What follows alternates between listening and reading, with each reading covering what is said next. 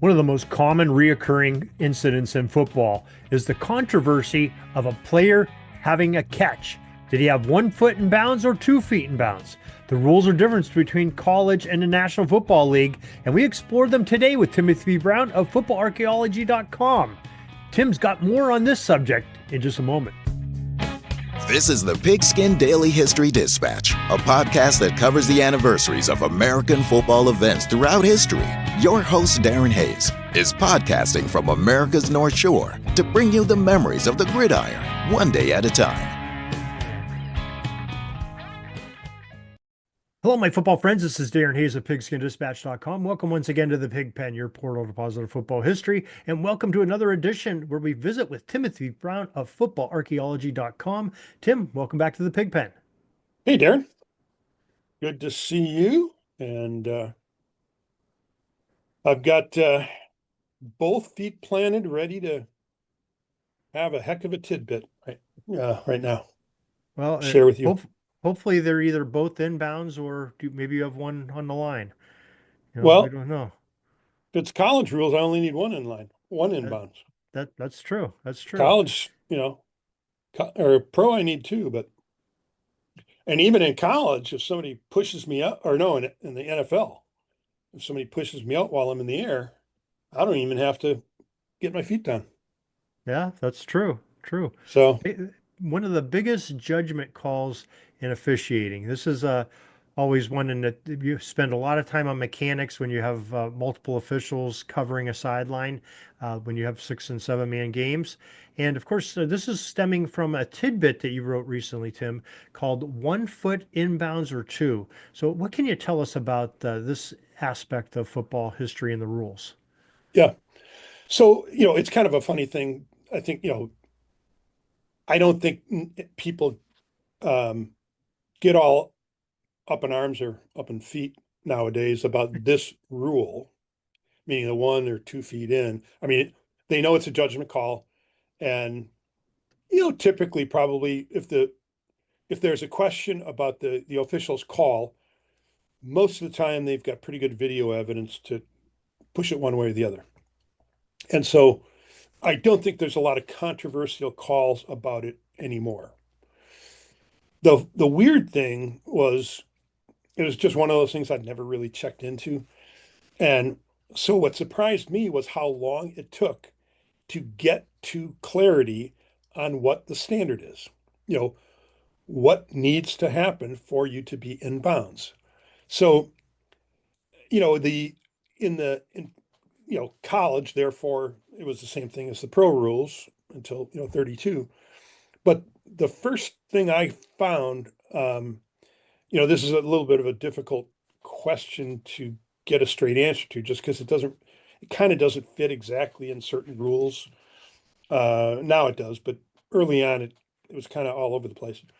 But the point is that in the first time that I came across a thing about stepping on or over the sideline referred to making a fair catch. So there weren't forward passes initially. And so it was just kind of one of those things where everybody knew what inbounds and out of bounds meant, even though it wasn't written down. You know what I mean? Mhm. It's one of those classic things, and a lot of rules worked like that initially, until there's some kind of incident, and they say, okay, well, now we got to document which one it is. And so I'm going to mostly talk about the NCAA, at least initially, so it was like 1914, they had this fair catch rule. And then it may have been there before, but that's the first time that I spotted it. And then they added a similar rule for the end line in 1940.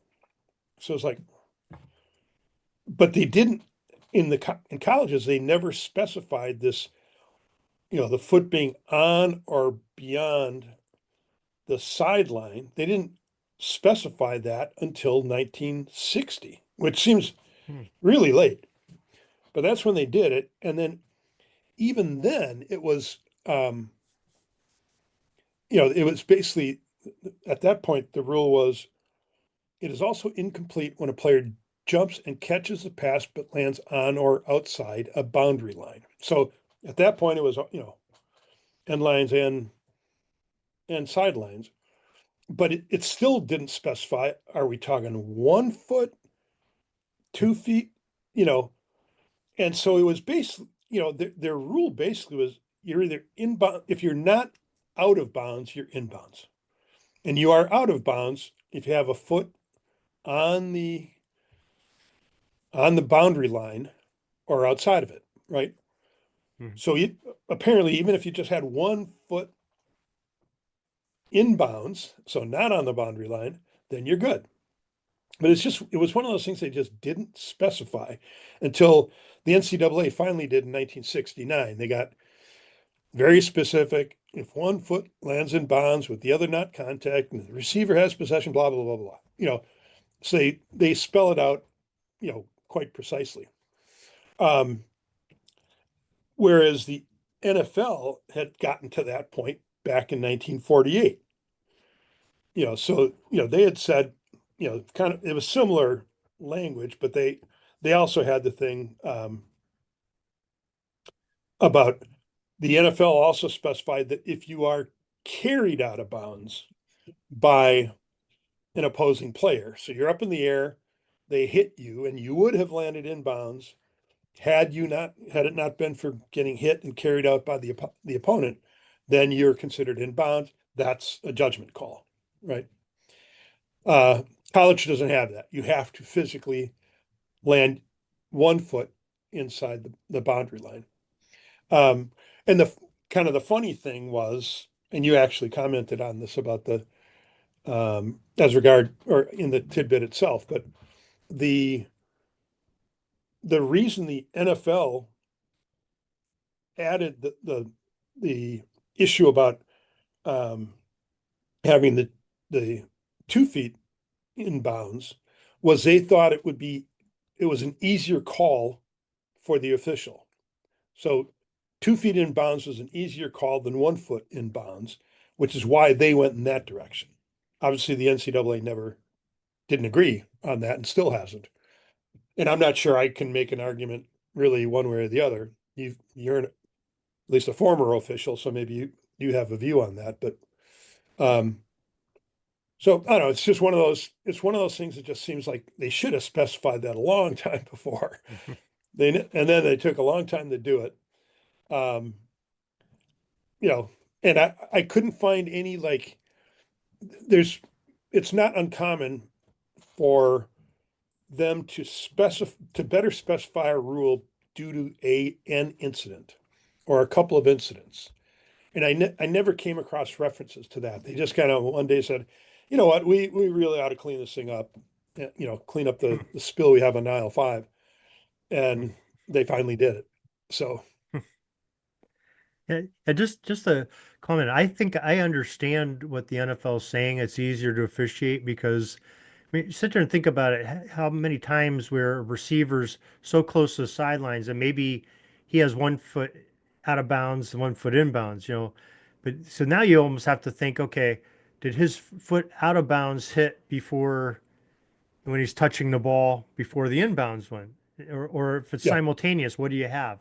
You're kind of splitting hairs all the time. It makes it more of a judgment call where the 2 feet, it's clearly in bounds, 2 feet, and you take some of that minutia out of it. But as we see, every Sunday and every Saturday in the fall, there's even with the instant replay, there's plays that are so close that they slow it down to milliseconds, and you're still wondering, God, is maybe that's a catch, and yeah. next second you're saying no, maybe he's out of bounds. No matter Well, what the rule is, it's amazing how these athletes can do these superhuman things and with their bodies and make calls that close. yeah. Well, I mean, baseball's the same way. I was watching some of the College World Series, and there was a call at first, and I was like, uh, he was out. No, he was safe. And the replay, you can see, yeah, he's safe. It was dang close, but the first base ump was correct, but I would have disagreed. So I Mhm. mean, so number one, it's just kind of kudos to all the referees and officials out there. But yeah, I mean, the other thing though, that is like back in the time frame that we're talking about, there were fewer officials on the football field, you know. Right. So these guys, and that potentially influenced, the NFL and their decision. But they probably only had like five. I've got a chart that tells me how many, ref or officials were on the field at, each year. But so they probably had five guys on the field that, that would have the referee, the umpire, linesman, assistant linesman, and then a field judge or somebody somewhere out there. Well, the field judge now, whatever. They would have only had one guy deep. So Mm-hmm. depending on which sideline the pass was on, you know, there could have been an official there, but if it was on the other side, probably not. There Yeah. could have been a guy 15 yards back, And trying to sit there make and that think call. about it. Think about like the Notre Dame squads, like when Rockne was playing, the around World War One era. There was probably only three officials on the field, and these guys were throwing the ball. Yeah, It yeah, wasn't like, they would have had four by then, but but I even mean, but even she's like yeah, say four. You yeah, have no back judge. That means you have two wings, a referee, and an umpire. There's nobody downfield for anything that goes more than 7 yards. It's hard to officiate. You have yeah, sideline guys trying to look in. and think about the guys in 1910 and 11. Football had a rule that you couldn't throw a forward pass more than 20 yards downfield. Oh yeah. There was no marker out there to designate 20 yards. You had to do it based on the line of scrimmage.